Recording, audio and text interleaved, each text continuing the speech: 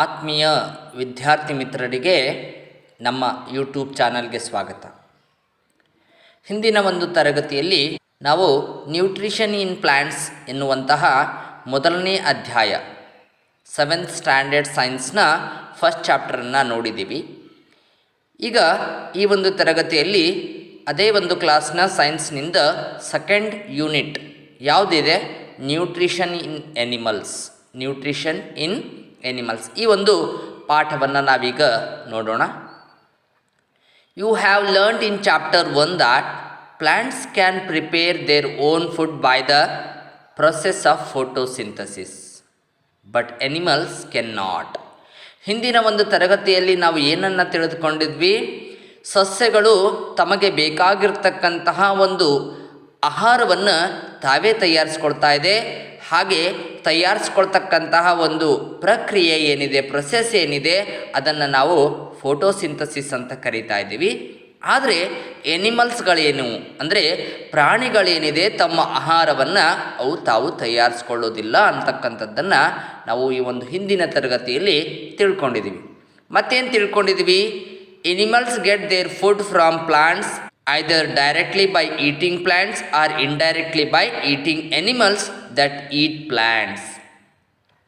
ಈ ಪ್ರಾಣಿಗಳೇನಿದೆ ತಮ್ಮ ಆಹಾರಕ್ಕೋಸ್ಕರವಾಗಿ ನೇರವಾಗಿ ಸಸ್ಯಗಳನ್ನು ಅವಲಂಬಿಸಿದೆ. ಹಾಗೆ ಅದರ ಜೊತೆಗೆ ಸಸ್ಯಗಳನ್ನು ತಿಂತಕ್ಕಂತಹ ಇತರ ಪ್ರಾಣಿಗಳನ್ನು ಅವು ಅವಲಂಬನೆಗೊಂಡಿದೆ. ಅಂದರೆ ಸಸ್ಯಗಳನ್ನಾದರೂ ಅವಲಂಬಿಸಿದೆ ಅಥವಾ ಸಸ್ಯಗಳನ್ನು ತಿನ್ನುವಂತಹ ಇತರ ಪ್ರಾಣಿಗಳನ್ನು ಅವುಗಳ ಮೇಲೆ ಅವು ಅವಲಂಬಿತವಾಗಿದೆ. ಯಾವ ಪ್ರಾಣಿಗಳು? Some animals eat both plants and animals. ಆದರೆ ಕೆಲವೊಂದು ಎನಿಮಲ್ಸ್ಗಳನ್ನು, ಮನುಷ್ಯನನ್ನು ಒಳಗೊಂಡಂತೆ ಕೆಲವೊಂದು ಪ್ರಾಣಿಗಳೇನಿದೆ ಎರಡನ್ನೂ ತಿಂತಾ ಇದೆ. ಸಸ್ಯವನ್ನು ಕೂಡ ತಿಂತಾ ಇದೆ, ಮಾಂಸವನ್ನು ಕೂಡ ಅದು ತಿಂತಾ ಇದೆ. Recall that all organisms including human require food for growth, repair and functioning of the body. ನಾವು ಆಹಾರವನ್ನು ಸೇವನೆ ಮಾಡ್ತಾ ಇದ್ದೀವಿ. ಆಹಾರವನ್ನು ನಾವು ಏತಕ್ಕಾಗಿ ಸೇವನೆ ಮಾಡ್ತಾ ಇದ್ದೀವಿ ಅನ್ನೋದನ್ನು ನಾವು ಸ್ಮರಿಸಿಕೊಂಡ್ರೆ, ಮನುಷ್ಯ ಮತ್ತು ಇತರ ಪ್ರಾಣಿಗಳು ಆಹಾರ ಸೇವನೆಯನ್ನೇ ಯಾಕೆ ಮಾಡ್ತಾ ಇದೆ? ಬೆಳವಣಿಗೆಗೋಸ್ಕರ, ಆ ಒಂದು ಬಾಡಿಯಲ್ಲಿರ್ತಕ್ಕಂಥ ಕೆಲವೊಂದು ಫಂಕ್ಷನ್ಸ್ಗಳು ಸರಿಯಾಗಿ ನಡಿಬೇಕು ಅಂತ, ಮತ್ತು ಆ ಯಾವುದೇ ಒಂದು ಡ್ಯಾಮೇಜಸ್ಗಳಾದಾಗ ಅದು ಗುಣಮುಖ ಆಗಲಿ ಅಂತಕ್ಕಂಥ ಒಂದು ದೃಷ್ಟಿಯಿಂದ ನಾವು ಆಹಾರವನ್ನು ಸೇವನೆ ಮಾಡ್ತಾ ಇದ್ದೀವಿ. ಹಾಗಾಗಿ ಹೇಳ್ತಾ ಇದ್ದಾರೆ growth, repair and functioning of the body.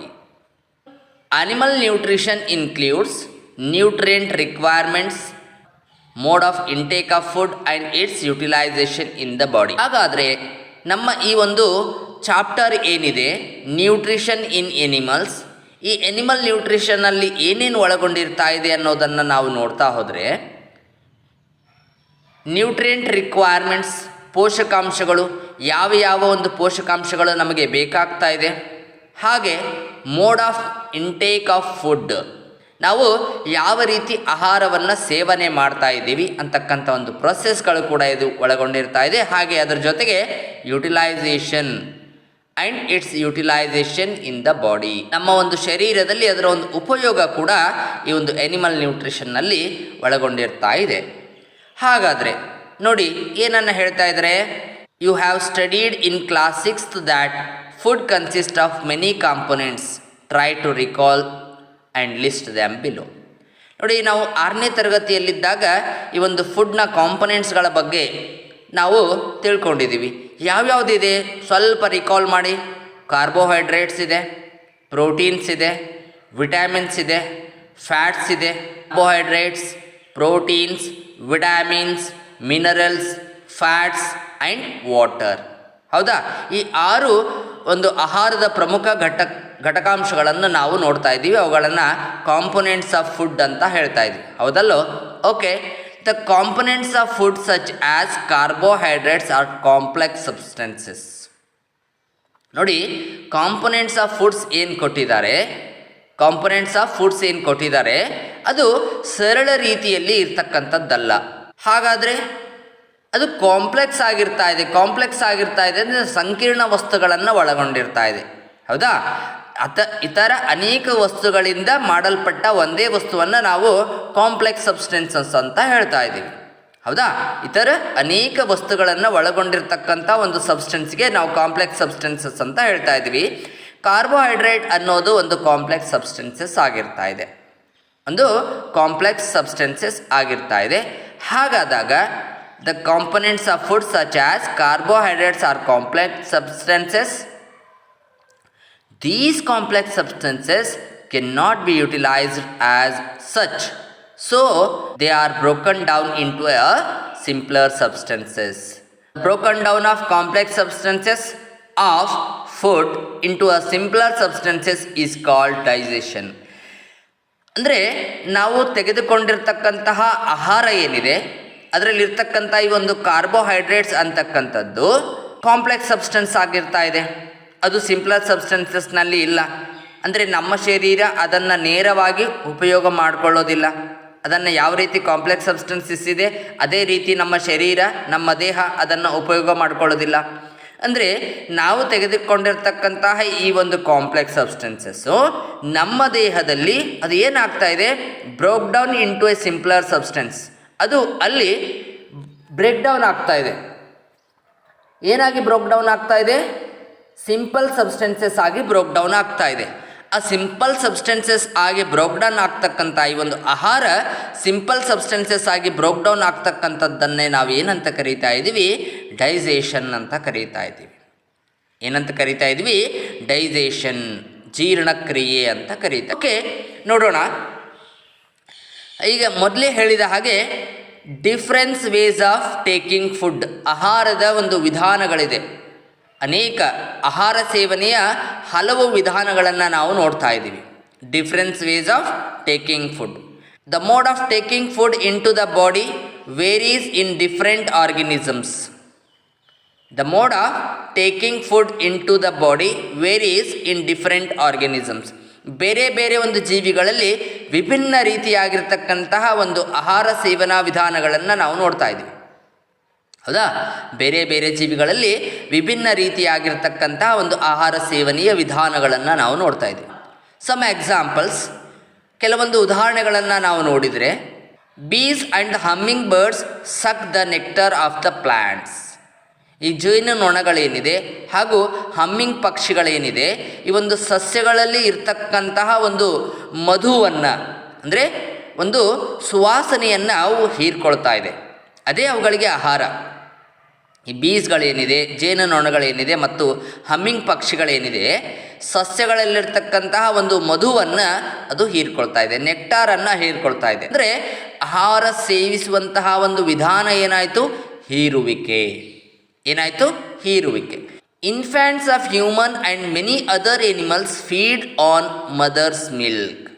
ಈ ಒಂದು ಮನುಷ್ಯರ ಅಥವಾ ಹಲವು ಪ್ರಾಣಿಗಳ ಒಂದು ನವಜಾತ ಶಿಶುಗಳನ್ನು, ಹುಟ್ಟಿರುವಂತಹ ಒಂದು ಮಗುವನ್ನು ನಾವು ನೋಡಿದರೆ ಅವು ಹೇಗೆ ಆಹಾರವನ್ನು ಸೇವಿಸ್ತಾ ಇದೆ?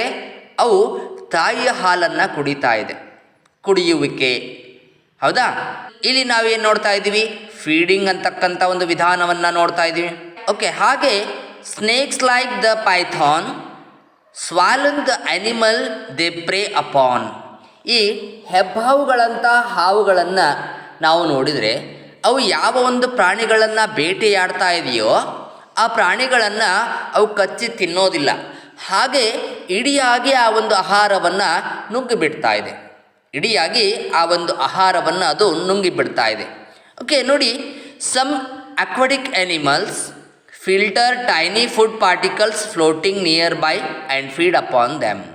ಕೆಲವೊಂದು ಜಲವಾಸಿ ಪ್ರಾಣಿಗಳಲ್ಲಿ ಈ ಒಂದು ಆಹಾರ ಸೇವನೆಯ ಒಂದು ವಿಧಾನವನ್ನು ನೋಡಿದರೆ ಅವು ಹೇಗೆ ಆಹಾರ ಸೇವನೆ ಮಾಡ್ತಾ ಇದೆ? ನೀರಿನಲ್ಲಿ ತೇಲ್ತಕ್ಕಂತಹ ಆಹಾರದ ಪದಾರ್ಥಗಳನ್ನು ಅಥವಾ ಆಹಾರದ ಕಣಗಳನ್ನು ಅವು ಫಿಲ್ಟರ್ ಮಾಡಿಕೊಂಡು, ಅಂದರೆ ಸೋಸಿಕೊಂಡು ಅವುಗಳನ್ನು ತಿಂತಾ ಇದೆ. ಹೀಗೆ ನಾವು ಈ ಒಂದು ಪ್ಯಾರಾಗ್ರಾಫ್ನಲ್ಲಿ ನೋಡಿದ್ವಿ ಆಹಾರದ ಸೇವನೆಯ ವಿಧಾನಗಳು. Different ways of taking food.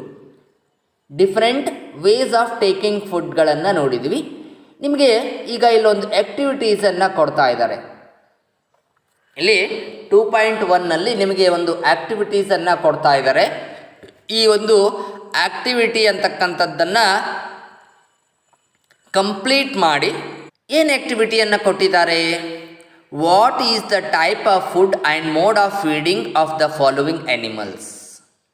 ಪ್ರಾಣಿಗಳಲ್ಲಿ ಆಹಾರವನ್ನು ಸೇವನೆಯನ್ನು ಮಾಡ್ತಕ್ಕಂತಹ ವಿಧಾನಗಳು ಯಾವ್ಯಾವುದು? What is the type of food and mode of feeding of the following animals. Write down your observation in the given table. You may find the list of the modes of feeding given below the table. It is helpful to you. ಹೌದಾ? ಇಲ್ಲಿ ಒಂದು ಟೇಬಲನ್ನು ಕೊಟ್ಟಿದ್ದಾರೆ. ಅದರಲ್ಲಿ ವಿಭಿನ್ನ ರೀತಿಯಾಗಿರ್ತಕ್ಕಂಥ ಒಂದು ಪ್ರಾಣಿಗಳ ಹೆಸರುಗಳನ್ನು ಕೂಡ ಅವರು ಕೊಟ್ಟಿದ್ದಾರೆ. ಹಾಗಾದರೆ ಈ ಕೆಳಗೆ ಕೊಟ್ಟಿರ್ತಕ್ಕಂಥ ಒಂದು ಕೋಷ್ಟಕ ಏನಿದೆ, ಟೇಬಲ್ ಏನಿದೆ, ಅದರಲ್ಲಿ ಕೊಟ್ಟಿರ್ತಕ್ಕಂತಹ ಪ್ರಾಣಿಗಳು ಸೇವಿಸ್ತಕ್ಕಂತಹ ಆಹಾರದ ವಿಧಾನಗಳನ್ನು ನಾವು ಗುರುತಿಸಬೇಕಾಗಿದೆ.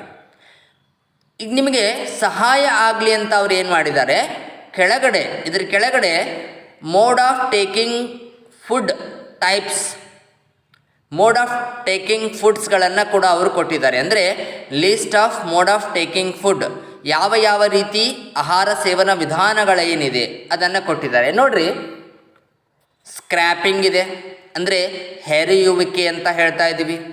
ಚೀವಿಂಗ್ ಇದೆ, ಜಗಿಯುವಿಕೆ ಅಂತ ಹೇಳ್ತಾ ಇದ್ದೀವಿ. ಹೌದಾ? ಮತ್ತು ಕ್ಯಾಪ್ಚರಿಂಗ್ ಆ್ಯಂಡ್ ಸ್ವ್ಯಾಲೋವಿಂಗ್, ಹಿಡಿಯುವುದು ಮತ್ತು ನುಂಗುವುದು ಅಂತ ಹೇಳ್ತಾ ಇದ್ದೀವಿ. ಮತ್ತು ಸ್ಪಾಂಜಿಂಗ್ ಇದೆ, ಅಂದರೆ ಹಿಂಡುವುದು. ನಂತರದಲ್ಲಿ ಸಕ್ಕಿಂಗ್, ಹೀರುವುದು. ಇವೆಲ್ಲ ಏನಿದೆ ಮೋಡ್ಸ್ ಆಫ್ ಫೀಡಿಂಗ್ಸ್ ಇದೆ. ಮೋಡ್ಸ್ ಆಫ್ ಫೀಡಿಂಗ್ಸ್ ಒಂದು ಆಹಾರ ಸೇವನಾ ವಿಧಾನಗಳ ಒಂದು ಲಿಸ್ಟನ್ನು ಅವರು ಕೊಟ್ಟಿದ್ದಾರೆ. ನೀವೇನು ಮಾಡಬೇಕಾಗಿದೆ, ಇಲ್ಲಿ ಕೊಟ್ಟಿರ್ತಕ್ಕಂಥ ಒಂದು ಆ್ಯನಿಮಲ್ಸ್ಗಳನ್ನು ನಾವು ನೋಡಬೇಕು. ಏನು? ಸ್ನೇಲ್, ಒಂದು ಬಸವನ ಹುಳು, ಅದು ಯಾವ ಆಹಾರವನ್ನು ತೆಗೆದುಕೊಳ್ತಾ ಇದೆ ಮತ್ತು ಯಾವ ರೀತಿಯಾಗಿ ಅದು ಆಹಾರವನ್ನು ಸೇವನೆ ಮಾಡ್ತಾ ಇದೆ. ನಂತರದಲ್ಲಿ ಆ್ಯಂಟ್ಸ್ ಇದೆ, ಇರುವೆ, ಈಗಲ್ ಇದೆ, ಹದ್ದು, ಹಮ್ಮಿಂಗ್ ಬರ್ಡ್ ಇದೆ. ಹೌದಾ? ಮತ್ತು ಲೇಸ್ ಇದೆ, ಹೇನು, ಮಾಸ್ಕಿಟೋ ಇದೆ, ಸೊಳ್ಳೆ, ಬಟರ್ಫ್ಲೈ, ಚಿಟ್ಟೆ ಮತ್ತು ಹೌಸ್ ಫ್ಲೈ ಅಂದರೆ ನೊಣ. ಇವೆಲ್ಲ ಒಂದು ಪ್ರಾಣಿಗಳು ಯಾವ ಆಹಾರವನ್ನು ಸೇವನೆ ಮಾಡ್ತಾ ಇದೆ, ಹಾಗೆ ಅವು ಸೇವನೆ ಮಾಡ್ತಕ್ಕಂತಹ ಆಹಾರದ ಒಂದು ವಿಧಾನ ಇಲ್ಲಿ ಕೆಳಗಡೆ ಲಿಸ್ಟಲ್ಲಿ ಏನು ಕೊಟ್ಟಿದ್ದಾರೆ ಅವುಗಳಲ್ಲೇ ಬರ್ತಾ ಇದೆ. ಅವುಗಳನ್ನು ಗುರುತಿಸುವಂಥ ಒಂದು ಪ್ರಯತ್ನ ಮಾಡಿ ಅದರ ಒಂದು ವಿಡಿಯೋವನ್ನು ನಾವು ನಂತರದಲ್ಲಿ ನೀವು ಪ್ರಯತ್ನ ಮಾಡಿದ ನಂತರ ಕೂಡ ನಾವು ತಿಳಿಸ್ತಾ ಇದ್ದೀವಿ. ಓಕೆ, ಈಗ ಒಂದು ಅಮೇಝಿಂಗ್ ಫ್ಯಾಕ್ಟನ್ನು ನಾವು ತಿಳ್ಕೊಳ್ಳೋಣ. ಏನು ಅಮೇಝಿಂಗ್ ಫ್ಯಾಕ್ಟನ್ನು ಕೊಟ್ಟಿದ್ದಾರೆ? Starfish feeds on animals covered by hard shells of calcium carbonate. Calcium carbonate ಯುಕ್ತವಾಗಿರ್ತಕ್ಕಂತಹ ಚಿಪ್ಪಿನಿಂದ ಆವೃತ್ತವಾಗಿರ್ತಕ್ಕಂತಹ ಪ್ರಾಣಿಗಳನ್ನು ಈ ಒಂದು ಸ್ಟಾರ್ ಫಿಶ್ ತಿಂತಾ ಇದೆ, ಅಂದರೆ ನಕ್ಷತ್ರ ಮೀನು ತಿಂತಾ ಇದೆ. ಹೌದಾ? It eats the after opening the shell the star fish pops up it's stomach through it's mouth and eat the soft animal inside the shell. The stomach then goes back into the body. The stomach then goes back into the body and the food is slowly digested. ನೋಡಿ ಹೇಗೆ ತಿಂತಾ ಇದೆ ಈ star fish. ಆ ಒಂದು calcium ಮುಕ್ತವಾಗಿರ್ತಕ್ಕಂಥ ಒಂದು ಚಿಪ್ಪನ್ನು ಹಾಗೆ ತಿಂತಾ ಇದೆ. ಇದೊಂದು ವಿಚಿತ್ರ ಮತ್ತು ವಿಸ್ಮಯಕಾರಿ ಸಂಗತಿ.